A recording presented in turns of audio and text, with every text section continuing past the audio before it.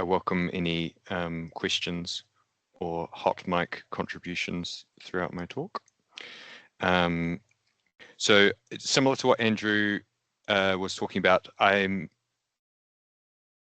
going to give a kind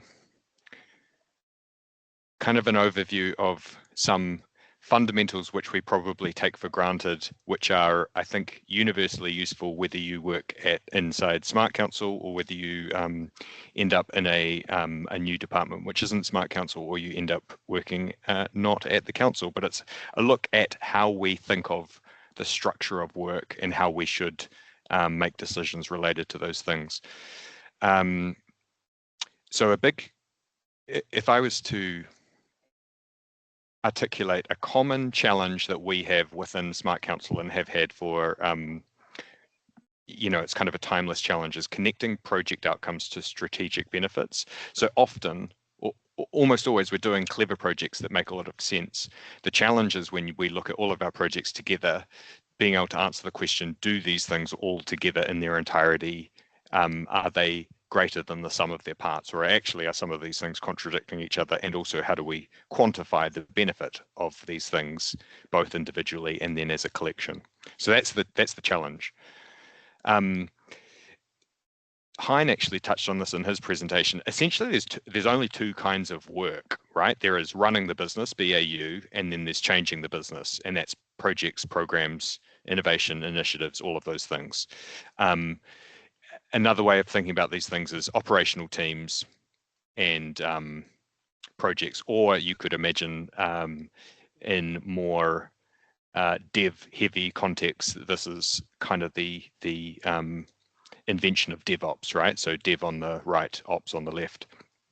You can think about it in a domestic context, which is BAU is doing the dishes, changing the business is buying a dishwasher, and that may or may not make sense as a project, and it may or may not make sense as a project once you put it next to all the other things that you might do with the same money that you might buy a dishwasher with.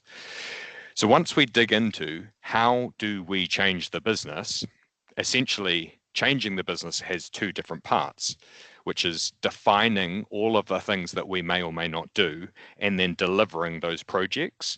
And broadly, you can say that the circle on the right is project management or program management, and the circle on the left is strategic planning and portfolio definition.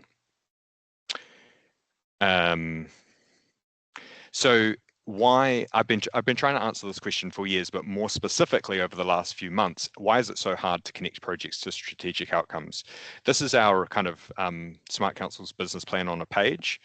And I think it does a moderately good job of listing a bunch of stuff. And as jumping back to BAU versus changing the business, there's a strong emphasis on projects over BAU here.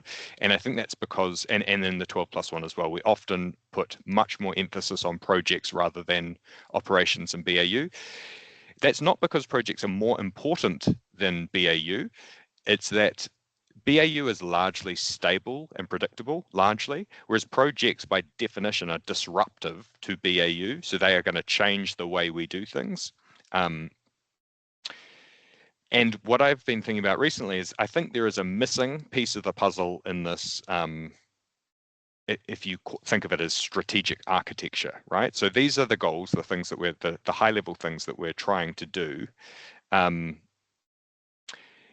so why do we do projects? There's actually, if you forget about Smart Council and our projects and just think about why do anything anywhere, anytime, there's really only a finite number of reasons why you might do a project. And so that might be, this is a collection of reasons why you might do a thing. It might save you money, it might save you time, it might enable another thing that you really need to do, it might increase the impact or effectiveness of something that you're already doing, it might make you more compliant to rules that you need to comply with, it might increase trust or reputation or inclusion.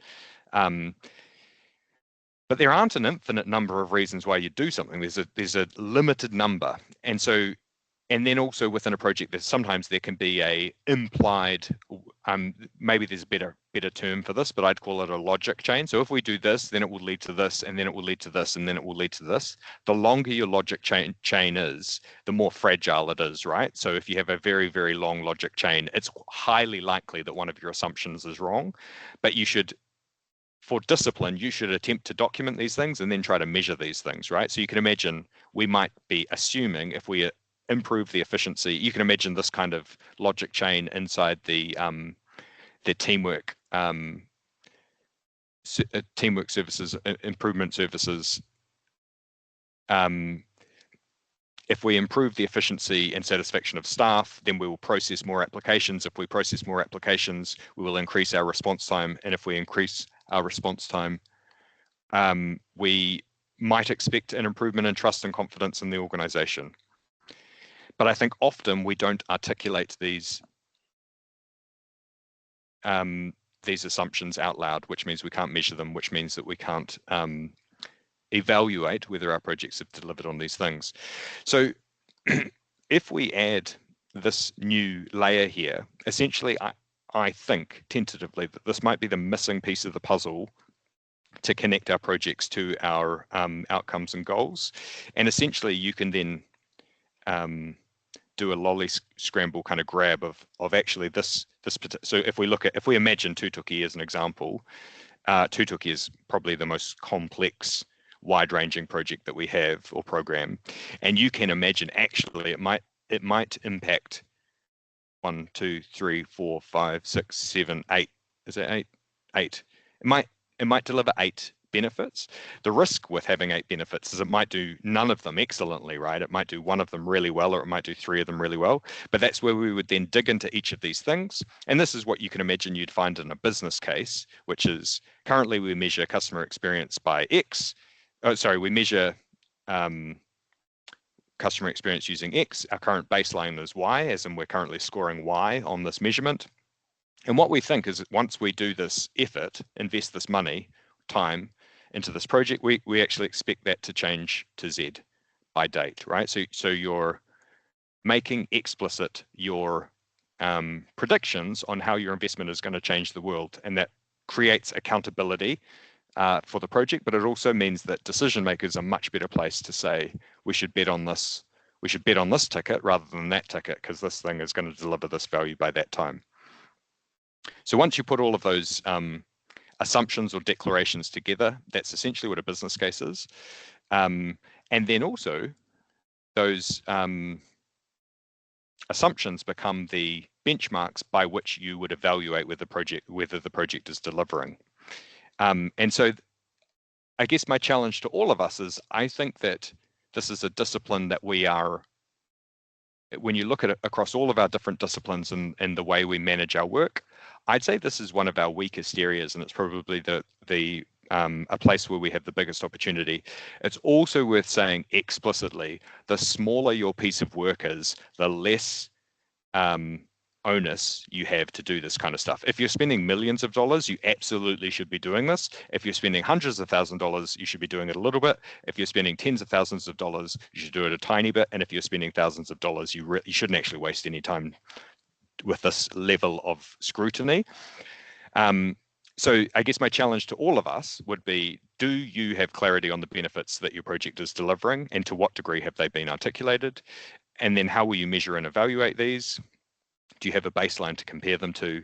And then this is an interesting new one, which is, are we really treating each new quarter like a new investment cycle? So are we structuring our projects so that we could actually get the value from quarter 1 and quarter 2, and then when we get to quarter 3, we say, actually, we've really got 80% of the benefits of this thing with 20% of the costs, and we're just going to call it a day at this thing. So whenever possible, we should be structuring projects so that we are loading the value up front. Sometimes that's not possible, obviously, if it's a big complex project where the benefit comes at the end. So yes, apologies if my presentation was a little bit abstract and academic, but my goal is to kind of give clarity to some unspoken assumptions and how we structure our work, which yeah, I hope that has been useful, or if not, that you've had a lovely nap.